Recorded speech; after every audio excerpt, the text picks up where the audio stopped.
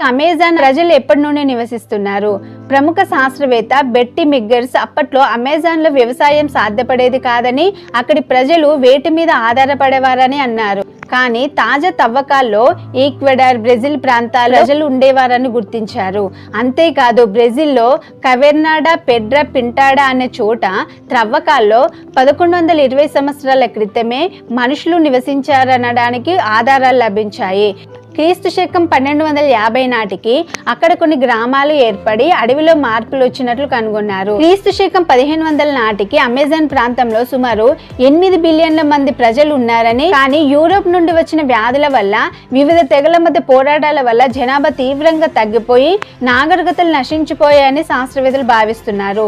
1970 నుంచి అమెజాన్ అడవిలో భూమిపై చిత్రాల్లా కనిపించే జియోగ్లిఫ్లు కనుగొన్నారు. అవి అక్కడ పురాతన నాగరికతలు ఉండే చూపిస్తున్నాయి. అలాగే టెర్రా ప్రేటా అనే నల్ల నేల కూడా అక్కడ కనిపించింది. ఇది అక్కడి ప్రజల వ్యవసాయ పద్ధతుల వల్ల ఏర్పడిందని నిపుణులు చెబుతున్నారు. 2024లో BBC నివేదిక ప్రకారం అమెజాన్ అడవిలో పచ్చని వృక్ష సంపద కింద ఒక పురాతన నగరం కనిపించింది.